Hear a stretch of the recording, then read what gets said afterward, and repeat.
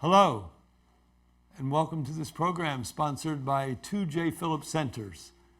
The J. Phillips Center for Interfaith Learning here at St. John's University in Collegeville, Minnesota, and the J. Phillips Center for Interreligious Studies at the University of St. Thomas in St. Paul, Minnesota. My name is John Merkel, and I have the pleasure of directing the J. Phillips Center here at St. John's. I'm happy to express my gratitude to my friend and colleague, Dr. Hans Gustafsson, who is the director of the J. Phillips Center at St. Thomas, for drawing my attention to Rebecca Bender, our distinguished guest speaker today, and to her marvelous book titled Still, which you'll be hearing about soon. It's been a real delight getting to know Rebecca and collaborating with her and Hans in preparing this program. Initially, we planned for Rebecca to give in-person presentations at each of our universities. But due to COVID-19 precautions, we decided to record this program instead and make it accessible to you on our center's respective websites. Speaking of recording this program, I am grateful to Ethan Whitrock and his IT team here at St. John's for facilitating this program with such expertise and graciousness. This is coming to you from the new state-of-the-art recording studio. That is the Colman Creativity Center here at St. John's. Finally, I want to express my thanks to Julia Geller for agreeing to introduce Rebecca today. Julia is a student at the College of St. Benedict, which is a partner institution with St. John's University. The two schools here in central Minnesota share a common curriculum. Indeed, together, our schools have one College of Arts and Sciences, and the J. Phillips Center for Interfaith Learning serves both schools as well as the general public here in central Minnesota. I'm now happy to call upon Julia Geller, who will tell you why I invited her to introduce Rebecca Bender. Thank you, Professor Merkel. My name is Julia Geller, and I'm a junior at St. Ben's this year.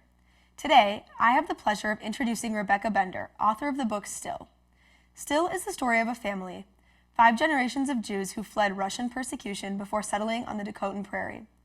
Still has won 2 major awards, the gold medal in the category of religion and philosophy from the Midwest Independent Publishers Association in 2019, and in 2020 it placed first in the Independent Press Award in the Jewish category. Before writing Still, Ms. Bender practiced law in Minnesota as a securities litigator for many years, and in addition to the publication of her book, she has had prose and poetry published in a number of journals, including the Journal of the American Historical Society of Germans from Russia, the North Dakota Quarterly, the Jewish Book Council's Paper Brigade Daily, and the popular Jewish journal The Forward. To most, Ms. Bender's book is a demonstration of perseverance and hope. To me, this is the story of my family. My grandma, Toba Geller, wrote a similar story to Still, describing our family's history of Jewish life in the Dakotas.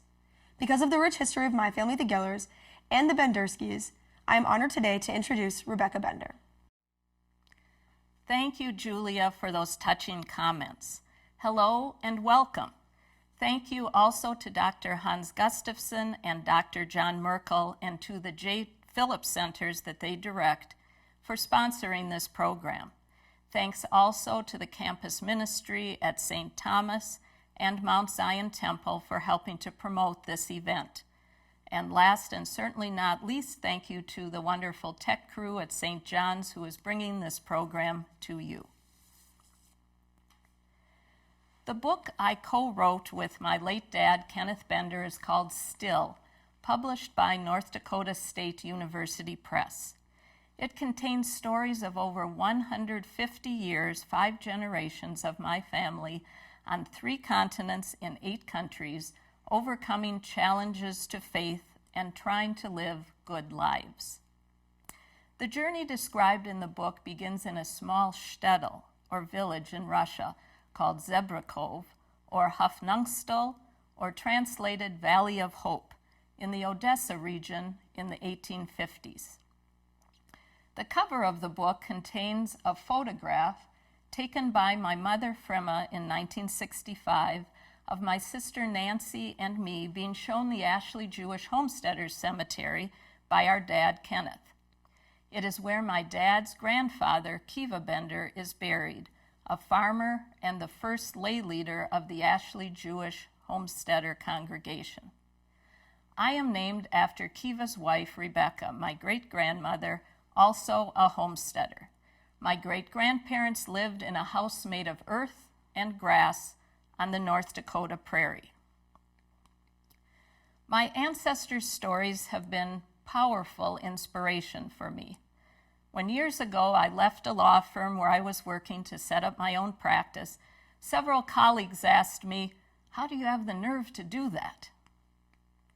I explained that I am a descendant of Jewish homesteaders and that due to laws in Russia which forbade Jews from owning or leasing land, my ancestors had no experience as farmers when they arrived as immigrants to North Dakota to make their living off the land. In addition to their inexperience, there were the prairie fires, grasshopper infestations, blizzards, and the rocky land. The land was covered with stones and boulders, so they first had to dig out the rocks and move the boulders before they could plant seeds.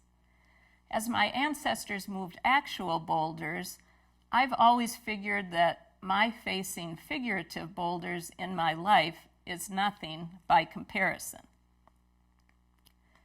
Also on the book cover is a photograph of my dad, Kenneth Bender's dog tags from World War II.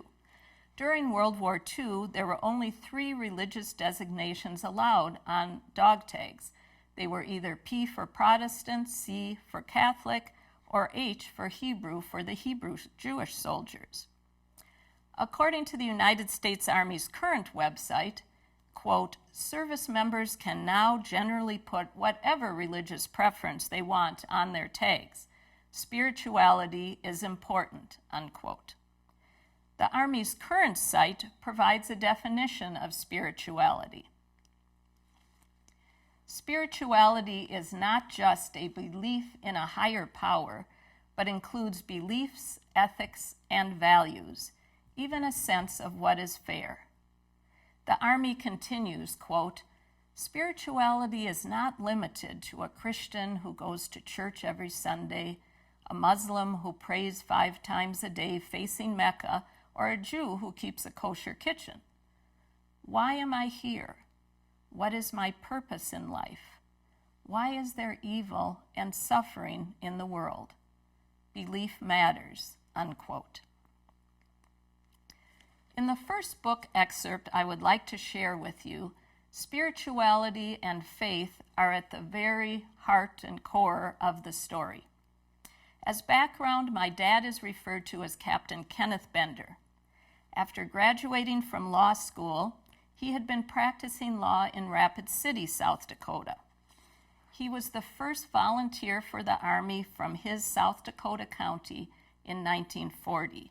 He rose from private to major at the time of his honorable discharge and was captain of Rifle Company B, 2nd Infantry Division, 38th Infantry Regiment, leading 200 men onto the beach at Normandy on D-Day +1, June 7th, 1944.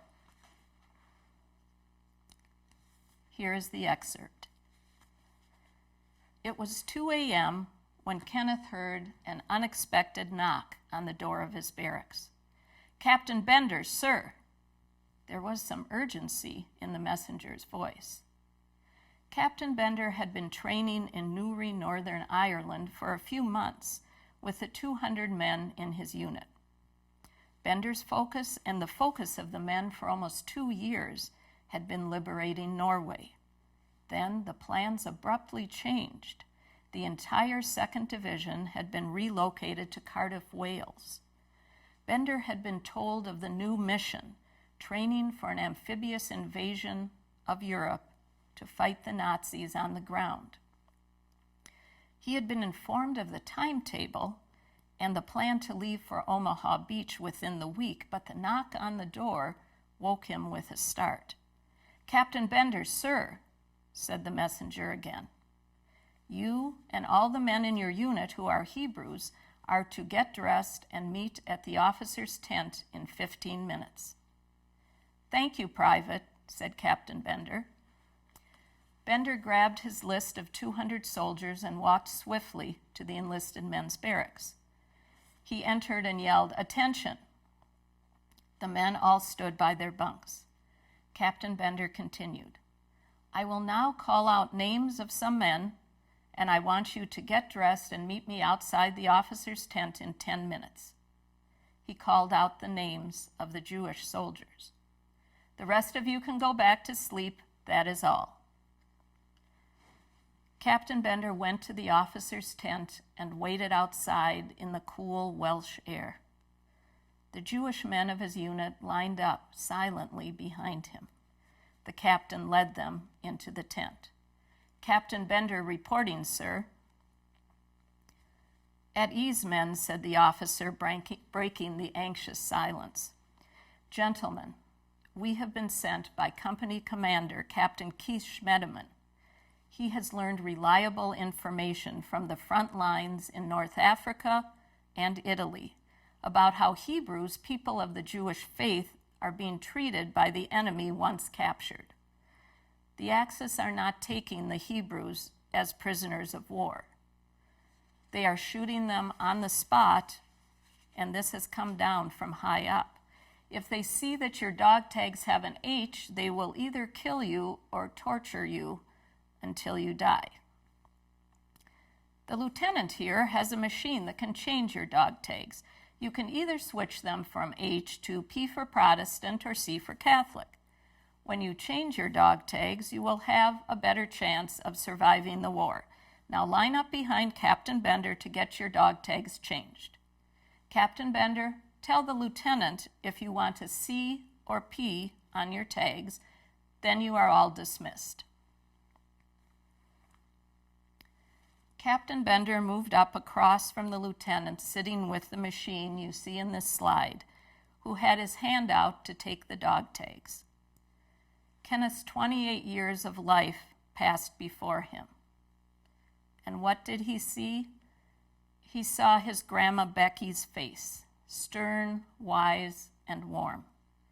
She used to tell him in Yiddish, "Ihr seid geboren a Yid, ihr wird sterben a Yid.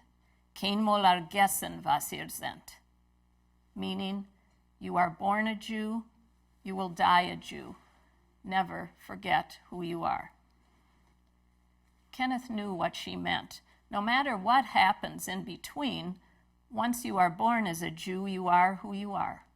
You carry the joys and responsibilities of your religion and the history of your people. "P or C?" The lieutenant's words brought Captain Bender back to the moment. In the quiet of the tent, he felt his words come from deep inside of him, calm and confident. "Sir, I will not make the change." Captain Bender then told the other men that they had the option, of course, to do as they wished, and he started to walk towards the exit of the tent. That's when he heard Private Feldman, "Sir, I will not make the change."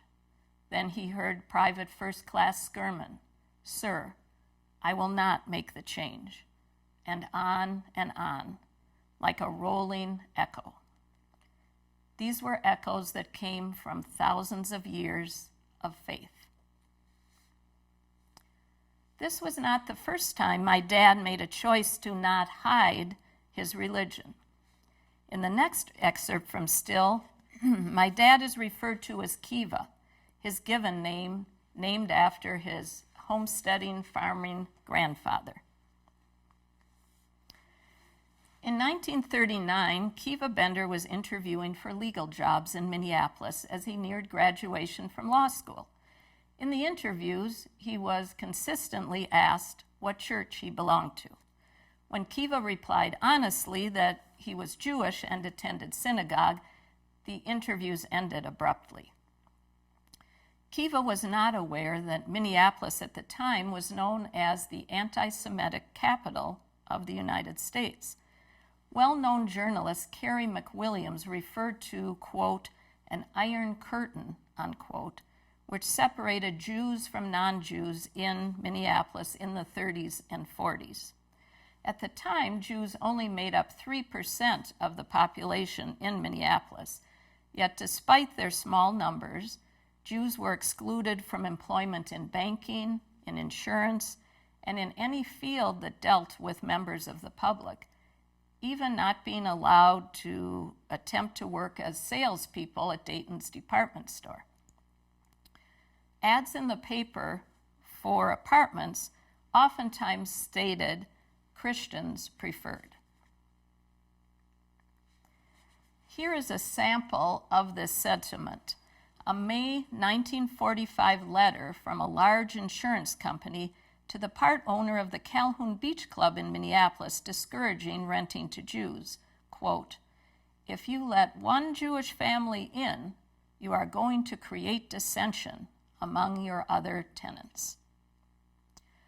Jews were excluded from living in certain Minneapolis neighborhoods. The Minneapolis Rotary Club, Toastmasters, and even the American Automobile Association would not admit Jewish members. Two popular Minneapolis pastors used their pulpits every Sunday to spread their anti-Jewish sentiments. While at the University of Minnesota, my dad was also included on a list he knew nothing about in his lifetime. We now know about these lists from the recent research, 80 years later, of Professor Riv Ellen Prell and Sarah Atwood at the University of Minnesota. On October 28, 1936, at a meeting of the University of Minnesota Senate Administration, University President Kaufman referenced lists he had requested to be compiled. They showed that the number of black students had risen from 9 students in 1925 to 40 in 1936. The number of Jewish students had risen from 60 students in 1925 to 132 in 1936. As 3,000 students were enrolled at the University of Minnesota then, blacks were making up 1% of the student body and Jews between 3 and 4%. Yet, President Kaufman expressed that this increase over 11 years was worthy of concern. As my dad, Kiva Bender, was not considered for employment at the non-Jewish law firms in Minneapolis, he then interviewed at the few firms started by Jewish lawyers. At these interviews, he was asked who his contacts were at the firm or what business he could bring in. Kiva told the interviewers he was certainly willing to knock on doors, but being from South Dakota, he did not have Minnesota business connections. One interviewer suggested that Kiva should find a job in South Dakota, as even with his good grades and reputation, he would not get hired in Minneapolis. Kiva took the man's advice and got a job in Rapid City, South Dakota. So after practicing law for a year and a half in Rapid City, my dad, a bright and kind man, volunteered as a private in the infantry. He wanted to be his county's first volunteer to fight for America, though he had experienced prejudice personally in America. Why? Well, this slide is showing my grandfather, Joe Bender, in the middle as a young man in Russia. This led to one of the 2 reasons why my dad decided to volunteer. My dad was thankful that his family had emigrated from Russia. I'd like to share with you another story from Still in the times of Tsar Nicholas II in 1905 to give you a sense of life for Russian Jews at the time. Bendersky was my family's last name prior to it being changed to Bender at Ellis Island. The young men in the Benderskys apartment building in the Jewish quarter on Barsnaya Street took turns watching. They lived in a 2-story apartment house with a big, heavy iron gate in front. On many nights, there was a damp fog that rolled in from the Black Sea, making the watch more difficult. On one foggy night in the summer of 1905, the government-endorsed Cossacks started burning the grain warehouses near the port. those on watch knew the Cossacks were on their way to the Jewish neighborhoods. The Jews had nothing to defend themselves with other than some knives they had collected and rocks. They moved the women and children to the second floor of the apartment building to boil water on the stoves to pour down in case of attack. Yosef, my grandfather, was only 16 at the time and headed out to join his watch group. Nuchen, the boyfriend of my grandfather's sister and a pharmacist, had brought home a small amount of sulfuric acid from the drugstore, he said to use in case they had to. Nuchen wrote the following, remembering that night. A driver of a droshky, horse-drawn cab, came over to us and asked, "Do you have anything to defend yourselves?" When we told him no, he gave us 3 weapons: a Finnish hunting knife, a whip made of a door spring and a lead weight, and a revolver with some ammunition. None of us had a gun. It wasn't permitted for Jews in Russia. Well, I put that gun in my pocket. The driver told us the students at the University of Odessa had been hiding away weapons for a long time and were now distributing them to the Jewish neighborhoods. I decided to go to the apartment to check on the women. When I came back, the other men told me the police had come past. If I had been out there with a gun in my pocket, we would never have come out alive. A difference of 5 minutes determined life or death.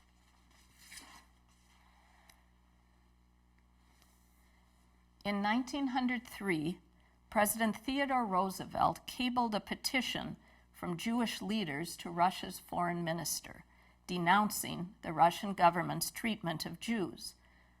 The Russian foreign minister refused to accept the petition that was forwarded by President Roosevelt.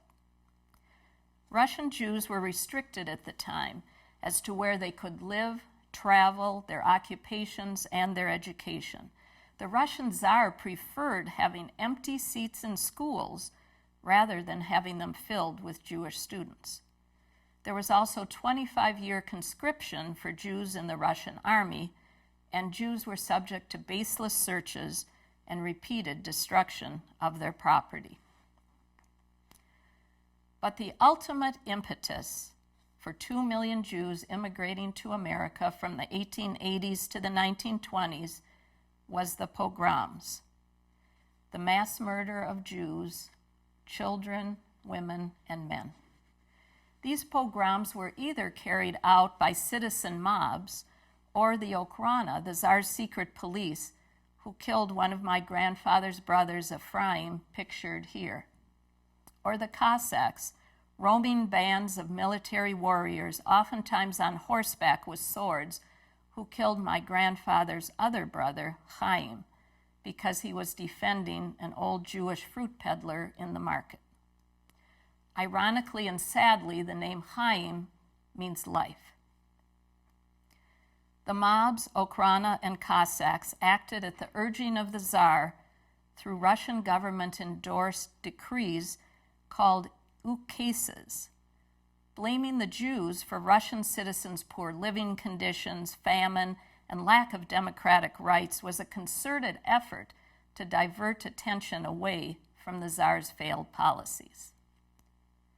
In addition to my dad's wanting to preserve America's freedoms, by contrast to the lives of his ancestors in Russia, there was another reason he volunteered as a private in the Army after becoming a lawyer. Information regarding the Nazis was starting to become known in America. To provide a bit of comparison, in May 1933, my dad graduated from high school in Eureka, South Dakota, and was selected to receive the Citizenship Award. That same month, he was being praised for his citizenship in the United States. Hitler was stating that Jews were not worthy of citizenship in Germany. Hitler ordered the writings of Jewish and other, quote, un-German authors to be burned. And in 34 university cities in Germany, Many complied with the order, throwing books in bonfires and or watching 25,000 books burn. The Nazis invaded Poland, France, Belgium, Luxembourg, and the Netherlands, and they set their sights on England. Jewish children were expelled from school, and Jews were forced to register their property. Then, on November 9th and 10th, 1938, over 100 Jews in Germany and Austria were murdered, 30,000 Jewish men were arrested, and hundreds of synagogues and thousands of Jewish homes, cemeteries, schools, and businesses were torched and destroyed by German stormtroopers, Nazi Party members, Hitler Youth, and the Nazi secret police, the Gestapo. Due to the piles of broken glass from the smashed windows of the Jewish businesses, these days became known as Kristallnacht, which means night of broken glass. But even in the darkness of evil, a light of courage and goodness can appear. It was a brave German youth, Georg Schmidt, whose family opposed the Nazis, who took this picture you're seeing of one of many synagogues that was being burned during Kristallnacht. He wanted to make a record of this wrong. The film was confiscated by the Nazis, but amazingly found after the war in a toolbox. So my dad volunteered for the Army the first day of the peacetime draft, October 16th, 1940, over 1 year before Pearl Harbor was attacked, due to both his gratitude for the freedoms in America and the deteriorating condition for Jews in Europe. His choice brings to mind a quote from a well-known sage, Rabbi Hillel, who over 2,000 years ago stated, translated, "If I am not for myself, who will be for me? But if I am only for myself, what am I? And if not now, when?" In Hebrew, im lo achshav, imatai. The Benderskys were among the approximately 100,000 Jews in Odessa in 1900 and among the around 400 Jews in Ashley, North Dakota in 1910. The area where my ancestors settled in south central North Dakota was predominantly populated by Germans from Russia. Though the German-Russian immigrants in the early 1900s had not experienced pogroms, they were used to promises to them from the Tsar, which caused them to leave Germany and go to Russia, being broken. Specifically, they had been promised that they would be allowed to preserve their German language, culture, and beliefs. These broken promises led to a hijra, or a mass migration of Germans from Russia to the Dakotas. As the Jews were not allowed to lease or own land to farm in Russia, they, like my grandfather and great-grandfather, were oftentimes the grain brokers in Russia, purchasing the grain from the German-Russian farmers. The Jews and the German-Russians had a good relationship in Russia, and this continued once they were neighbors in the Dakotas. With no experience farming prior to emigrating, my Grandpa Joe was thankful that he could learn about farming from his experienced German-Russian neighbors and hired himself out as a hired hand.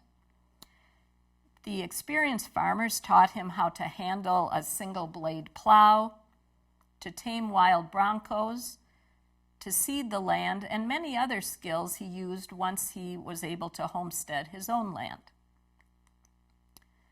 Here is a story now about my grandfather Joseph, reflecting the nature of the relationship between the Jews and the German-Russians in America.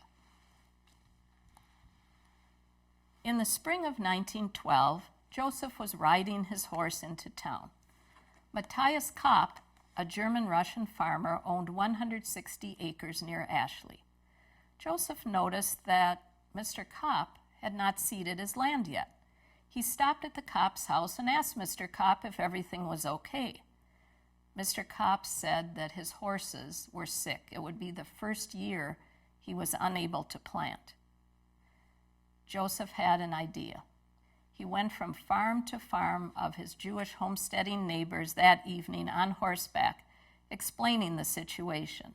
He told them his plan, that they would all meet at the Kopp farm before dawn. When Joseph arrived at the Kopp farm the following morning before dawn with his team of horses, plow, and seed, he was the only one there. His heart fell.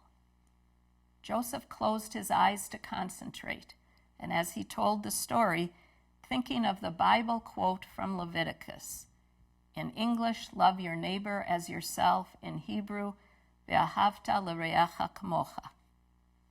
Suddenly, he heard the rumble of horses' hooves and more horses' hooves just as the sun started to rise. 30 Jewish homesteaders with 30 plows and 30 teams of horses had come to help their neighbor, Matthias Kopp. In one day, they plowed and seeded the entire 160 acres. Mr. Kopp came out and looked with disbelief. "Why did you do this for me?" he asked. Joseph responded, "What we did for you, you would have done for any of us." And my grandfather was right. My great-grand-uncle, Israel Arba, who owned the general store in Ashley, would sell staples, flour, sugar, salt, oil, at cost to farmers, and he would also hold their bills until the crop came in. These practices, unfortunately, eventually led to the bank calling his loan. The morning Israel appeared at the bank to hand his keys to the banker, he was surprised to see a line of his non-Jewish German-Russian neighbors, appreciative of his kindnesses over the years, offering to co-sign any note that was needed with their own farms as collateral, so Israel Arba, their neighbor, could stay in business. In Still, I provide examples of what my ancestors and their descendants consider living a Jewish way of life, in addition to, of course, observing Jewish traditions and customs. These include treating the stranger the way you would wish to be treated, helping the needy, valuing honesty, recognizing the importance of education, treating all people equally, and honoring elders and the deceased. As a couple pictorial examples of some of these core values, here are my sister and I putting on one of many shows at senior citizen centers and children's hospitals with our parents' assistance in 1968, and 50 years later, my son Lincoln in 2018 playing the snare drum for the Color Guard at Temple of Aaron Memorial Day services in St. Paul, honoring Jewish veterans. My grandparents, Joseph and Mary Bender, opened a general store in Eureka, South Dakota, after selling their Ashley farm. My grandmother, Mary, had good retail experience. She had been required to quit school in 4th grade in Baltimore to earn money working at a department store to help support the family. The Benders were the only Jewish family in Eureka, South Dakota, and would hang signs in their store windows in English and in German, closed for Jewish holidays. Then they would go to pray with fellow Jews. Their customers came back when they did. Another excerpt. Bender's General Store became a place where compassion was the norm. When a local family was down on its luck, brown bags of clothes and food appeared on the doorstep anonymously, courtesy of Bender's store. And there was something else unique about Bender's General. The story is told of a man who came to purchase warm boots. "How much are they?" the customer asked my Grandma Mary, waiting on him. She called back to her husband, Joe. "How much are the boots, Joe?" Joe responded, "Who is it, Mary?" Mary told him, and Joe would call back the price. Time and again, if a customer was struggling financially, the marked price of the goods went down significantly. What I have learned over the years through life experience and my parents' teachings is that leading a Jewish way of life is the same as leading a good Christian, Muslim, Buddhist, Hindu, Sikh, Hutterite, or Native American life. I'd like to share with you now what I'm going to call a tale of four Sarahs. My first understanding of the similar belief system among people of faith of different religions, I trace back to 7th grade orchestra class and one of my friends, Sarah, a fellow violinist. She was Christian and had a rainbow-colored sticker on her violin case with the words inside, "Jesus loves me." We became good friends, finding our moral compasses pointed the same direction.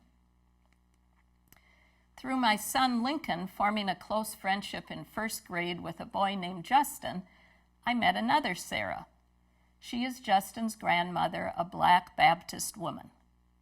When Justin's family moved back to Memphis from Minneapolis, my son and I visited their church, including attending Christmas services. In conversations with Justin's grandma Sarah, I found a common desire to provide an example to our descendants of living a good life. Justin's family even drove up to Minnesota for my son Lincoln's bar mitzvah.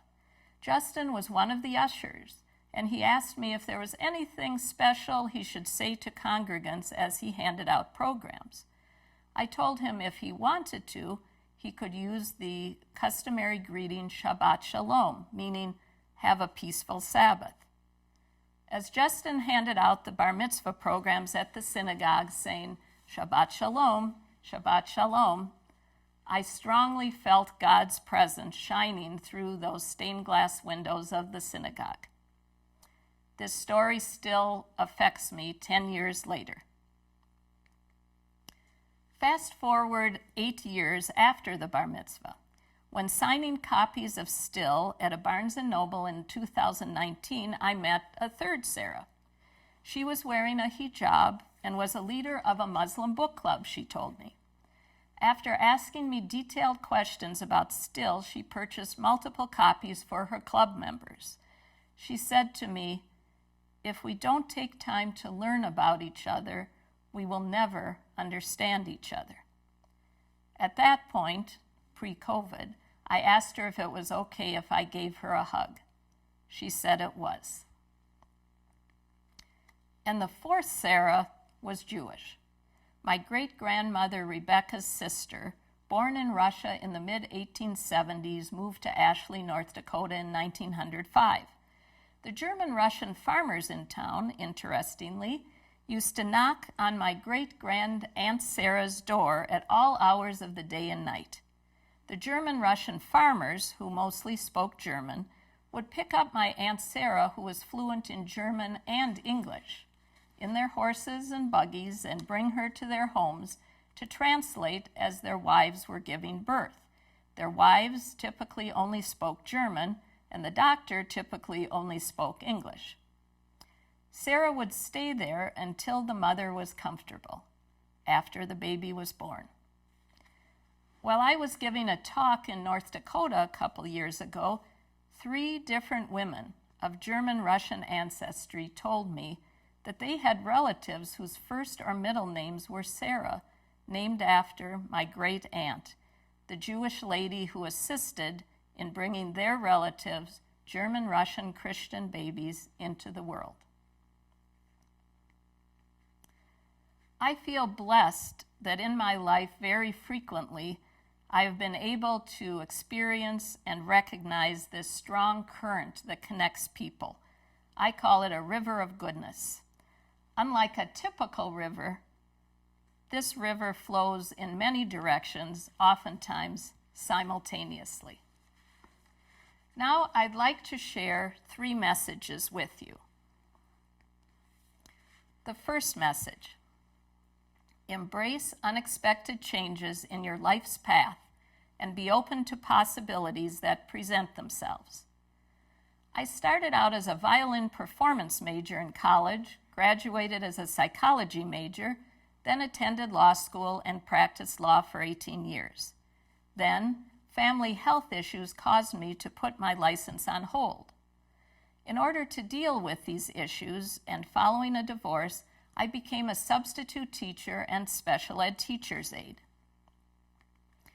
Then, in 2013, my son and I relocated to my late dad's hometown of Eureka, South Dakota, after living in St. Louis Park, Minnesota, almost our whole lives.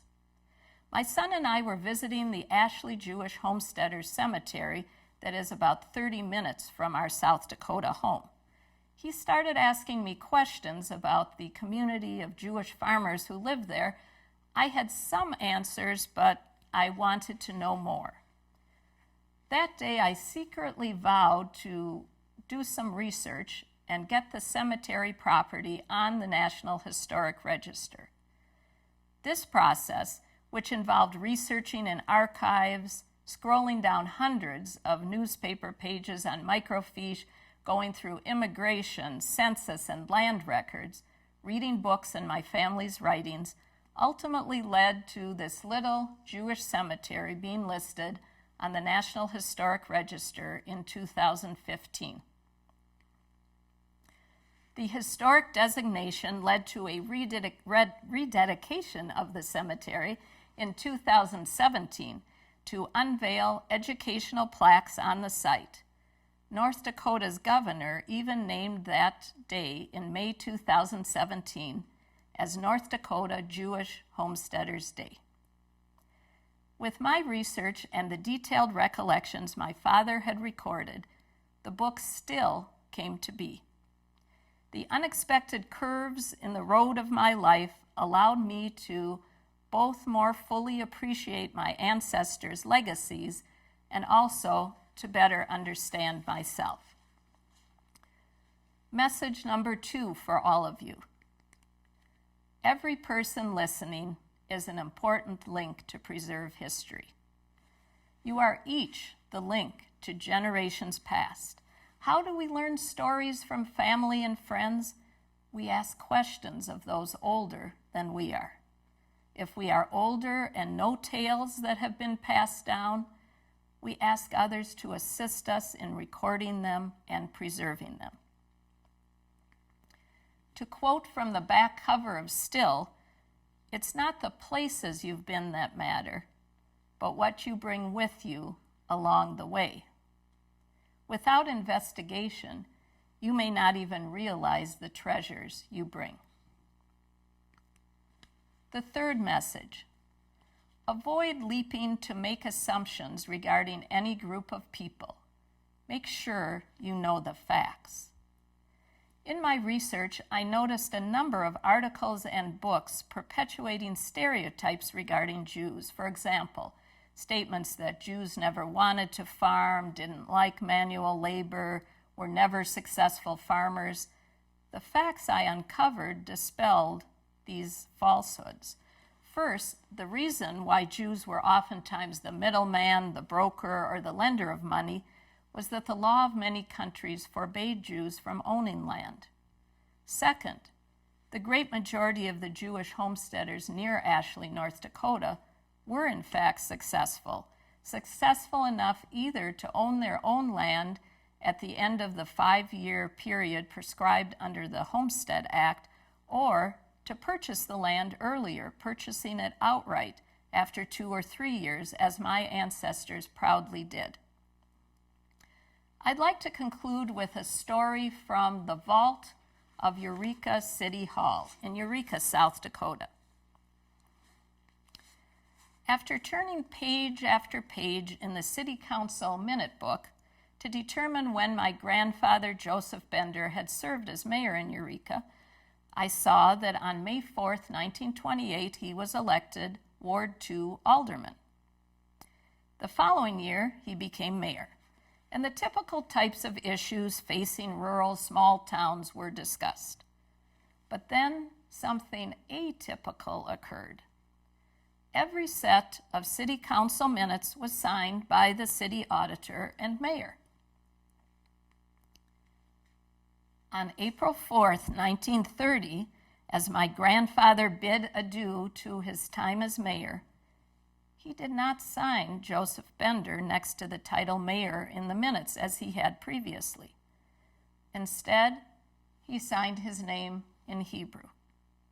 Not an English transliteration of his name, but his name in Hebrew letters from right to left as Hebrew is written and read.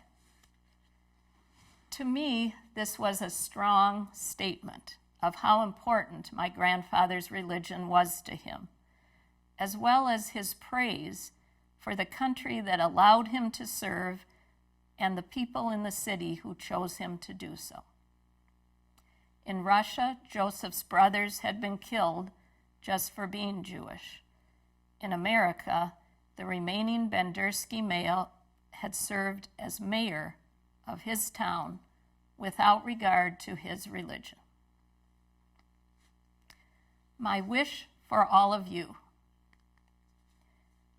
may you experience the joy of realizing how much we all have in common, and may your loved ones' legacies guide you to achieve good things, assist you in living a good life, and bring you peace. I want to thank you all for listening. Prior to my answering some questions submitted from the St. John's and St. Benedict's communities gathered by Dr. Merkel, I want to let you know that if you go to the websites for both the J. Phillips Centers at St. Thomas and also at St. John's, you will see there's a link, a direct link to NDSU Press if you have an interest in learning more about these subjects. You're able to purchase a copy of Still for a limited time only, I believe through October 1st, at a discounted price for all viewers of this presentation. Thank you. As I just mentioned, Dr. John Merkel gathered some questions regarding Still and some of the issues discussed therein from the community at St. Benedict's and St. John's. We've narrowed down those questions, and I will do my best to respond to some of them.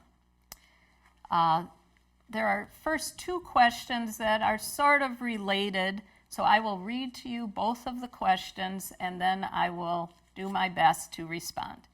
The first one comes from Dr. Brooke Kreidinger, visiting assistant professor of German at the College of St. Benedict's and St. John's University. She states, "Thank you for sharing your and your family's story. I am interested in how you conceived of your audience or audiences as you wrote the book. This book seems to address multiple audiences simultaneously. It is, to an extent, a book for yourself about your own Jewishness, about still being Jewish, and it is a memoir for your family. At the same time, you address your readers in the prologue, hoping to offer them inspiration to delve into their own family histories as you have. Last, there seems to be an intent to offer information about Judaism, Jewish traditions, and Jewish family life to the uninitiated or non-Jewish reader. For example, how you describe in detail Jewish wedding details and towards the end of the book." So that question seems to work well with a question that we also received from John Arms, who is a first-year student at St. John's, majoring in economics, minoring in philosophy. And he had asked, if the message of Still can be narrowed down, what do you hope readers of your story will take away from everything you have detailed? Again, recognizing that there are a number of goals that they could see were within the book. So I wanted to first say that both Brooke and John are very perceptive in recognizing that I had various goals. Initially, my goal was to preserve the unique history of the Jewish homesteading farmers in North Dakota, including my ancestors, and to educate all audiences who were interested about their history, determination, and courage. But as the process went along, other goals developed. When I learned from family histories, Bureau of Land Management records, etc., about these farmers, what I learned was contrary to the few articles and book chapters that had been written about the Jewish immigrant farmer in North Dakota after 1900.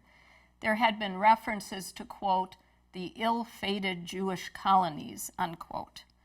I found these statements were not only false, but also played into negative stereotypes about Jews and manual labor.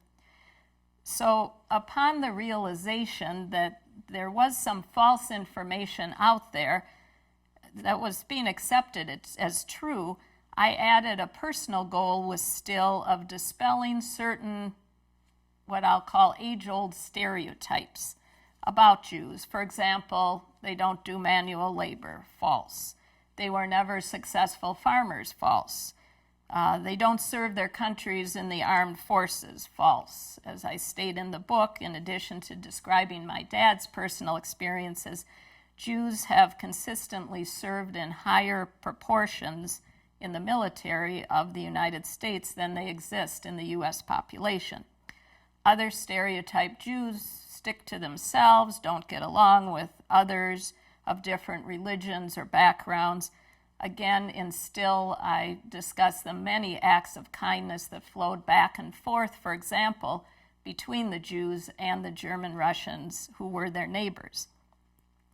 And lastly, in addition to my wanting to show appreciation for America's freedoms and Dakota's welcoming arms, I wanted to also demonstrate the similarities among people of faith by describing some of what it means to lead a Jewish life.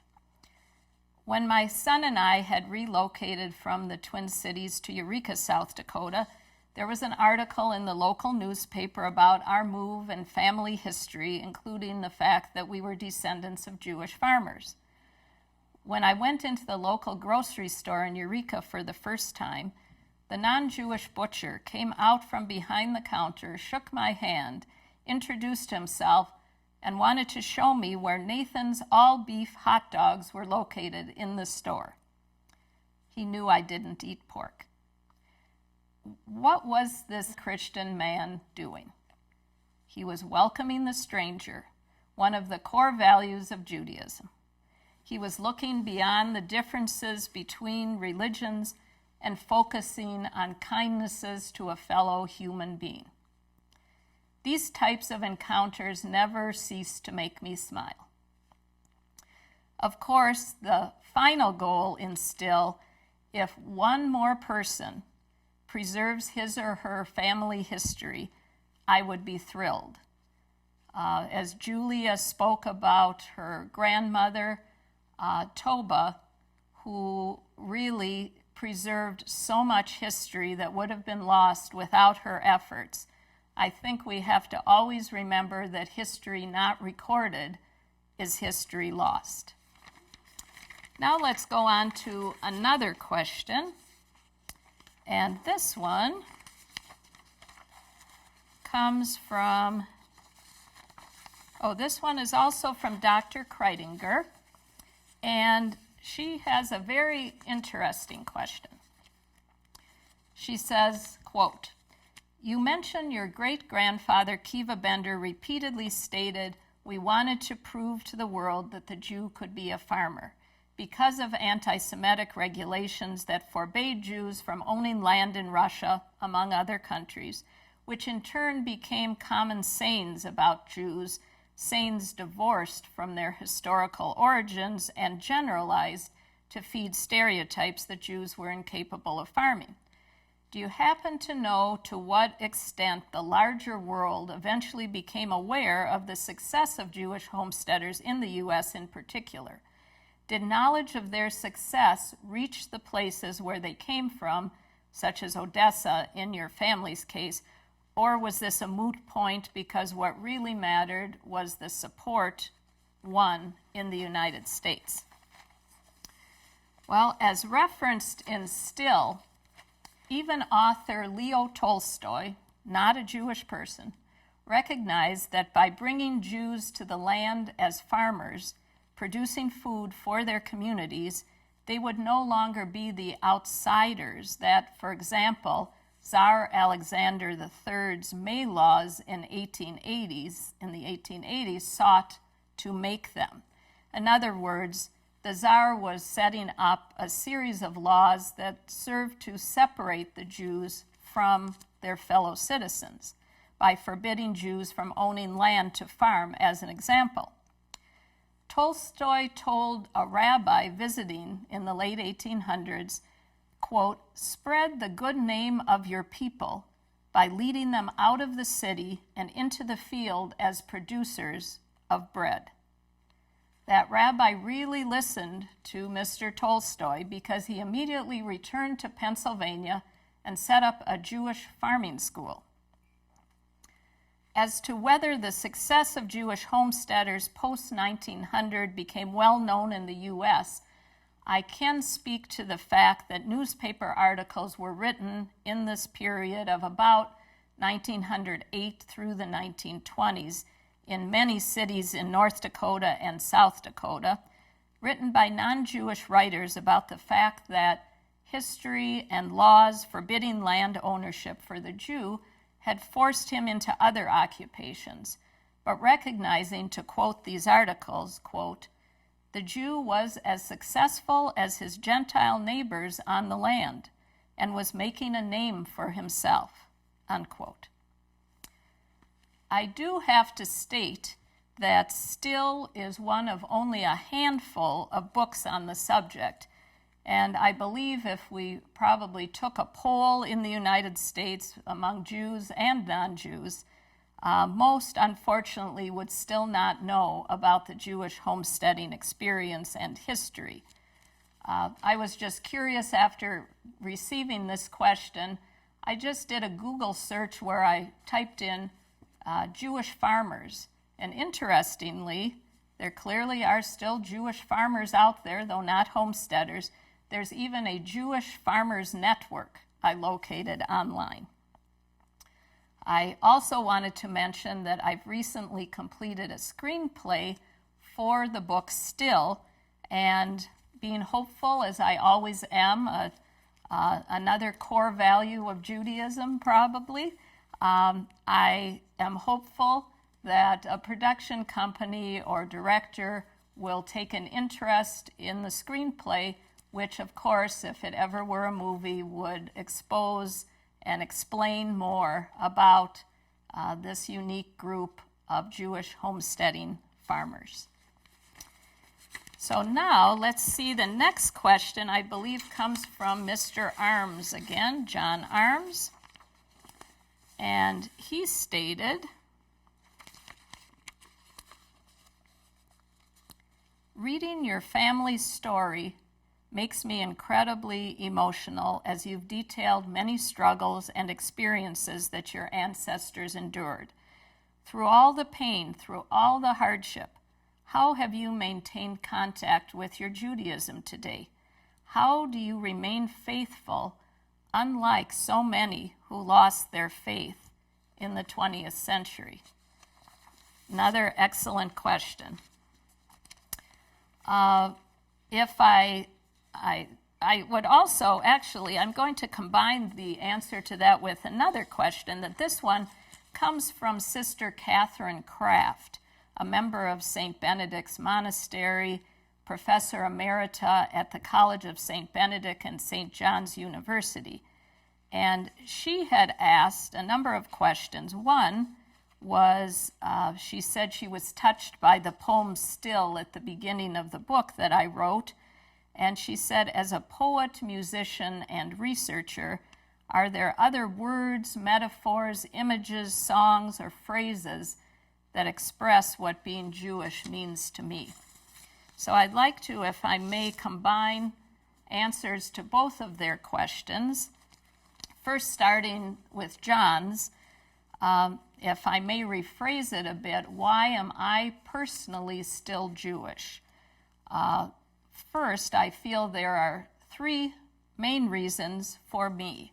First, responsibility. I definitely feel to continue the belief system of my ancestors.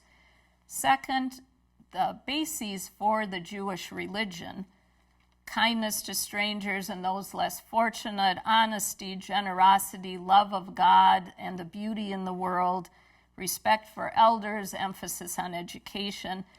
These principles have not only given me direction for my life, but also give me peace every day.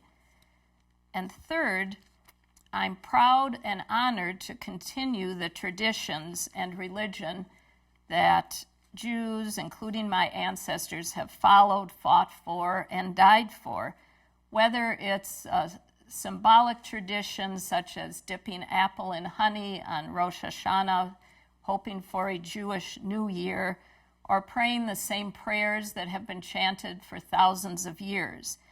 And this gets to one of Sister Catherine's questions about phrases that for me exemplify Jewish life. One of my favorite prayers to chant and sing with the congregation in a synagogue is Eitz Chaim Hi. It is a tree of life. It is referring to the Torah or the 5 books of Moses. The translation is, it is a tree of life to those who hold fast to it, and all who uphold it are happy. Now, I don't mean that my religious beliefs are a guarantee of happiness at every moment of every day, but instead that it's, for me, a natural spring of joy and contentment that comes with trying to live a good life with Judaism as my guide. The fact that my ancestors taught their children, who taught their children, until my parents taught me, Jewish people refer to this as Lador Vador, meaning from generation to generation. This has resulted in my having a Jewish education, which has made the guide easier for me. The idea that Judaism is not just something you do in the synagogue, but rather a way of life that is pervasive at all times and in all places. Again, back to Sister Kraft's question about a particular prayer that speaks to me. In the very well-known prayer that begins services for Jewish people all over the world, it's called Shema Yisrael. The first line is Shema Yisrael, Adonai Eloheinu, Adonai Echad. Hear, O Israel, the Lord our God, the Lord is one. There's another portion farther down of that prayer, and I'll say it first in Hebrew, and then I will explain it in English and why it is especially touching for me and for many other Jews. In Hebrew, it goes like this: Vishinantam levanecha v'dibarta bam, v'shivtecha b'veitecha uvlechtecha baderech uvshoch uvkumecha. And what it means is, and you shall teach it to your children, and you shall tell them when they return to their homes, and when you go out on your way, and when you go to sleep, and when you rise up in the morning. Again, the idea that it's a way of life, not just a prayer that needs to be said. And John asked, how does one remain faithful when so many have lost faith? We all have our own opinions, I'm sure, to this. John, I can tell you my opinion is that those of us with faith in these times must work harder to show kindness, even when others may not be so kind. It's important, I believe, that we find the good in all people, because when we respect each other's opinions, even if we disagree, we are helping the world.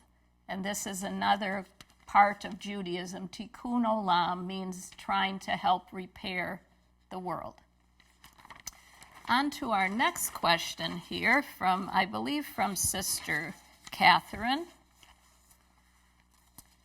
Let's see. Yes, she had asked She had stated, I'll quote from her question, "Still, the one-word title of your book captures its underlying motif, namely, how and why the Bendersky family and other Jewish homesteaders in McIntosh County maintained their cherished Jewish identity, religious traditions, and way of life in a dauntingly foreign environment.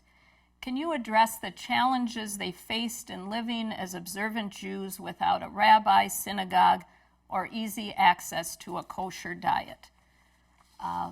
Sister Catherine, though there are many examples within the book, still, I would like to just focus on the part of your question asking how they dealt with the matter of a kosher diet. And I'd like to just read a short excerpt from Still that deals with this. "Besides the challenge of getting together a minyan, meaning a quorum of 10 men, for certain prayers, and gathering together for the holidays over significant distances, there was another significant religious obstacle faced by the early McIntosh County Jews. The Bender family in Russia, like most of their Jewish neighbors, ate only kosher meat. That is, meat from animals approved in the Bible, and only from animals killed in a humane way by a trained shochet, Jewish butcher trained in humane slaughter of animals. Prior to having a person trained in the proper way to slaughter animals being available in the Ashley, North Dakota settlement, the Bender family made a number of attempts to get kosher meat shipped on the train from either Minneapolis or Grand Forks.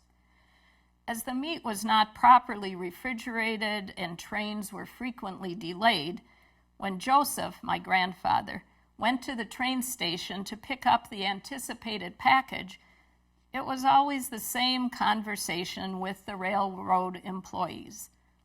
'Are you Bender?' 'Yes.' 'Your delivery really stinks. Will you get it out of here?' 'Yes, sir.' Though hope sprang eternal for many challenges on the prairie, it soon became obvious that transporting butchered chickens and beef from bigger cities was not a realistic option. This led to some members in the Ashley Jewish community learning on their own the kosher way to slaughter meat. Homesteader Isidore Izzy Jampolsky even took the initiative to travel to Brooklyn, New York from North Dakota to get a degree in hechsher, to slaughter chickens in the kosher way. The story is told that he would travel by train at his own expense, getting on and off the train, spending days butchering chickens at different stops for the Jews in neighboring towns. So that's an example of they were not able to get help from others sometimes in answer to Sister Catherine's question. So they found a solution, which in this case was this very motivated gentleman who found out how to do this in Brooklyn and then helped the whole community. And now,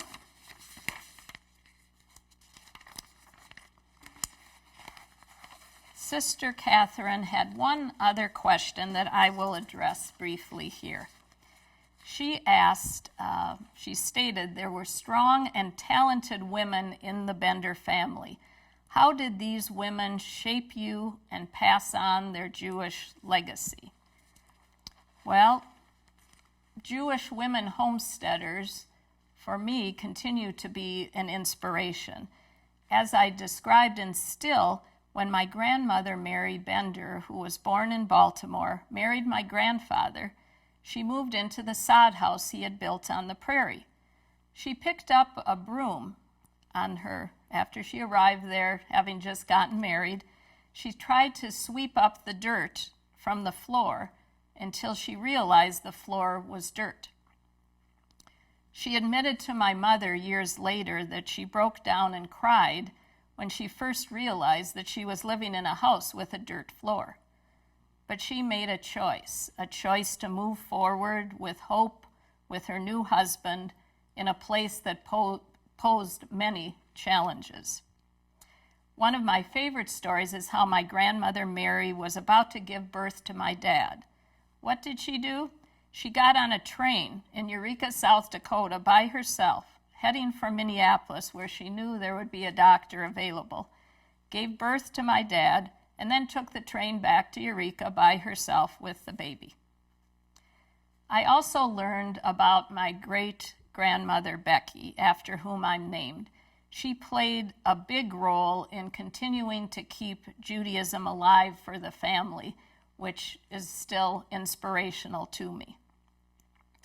Both my Grandma Mary and my dad's Grandma Becky have been important inspirations for me, and I find that I think back to their struggles and the way they overcame challenges when I myself have faced challenges in my life.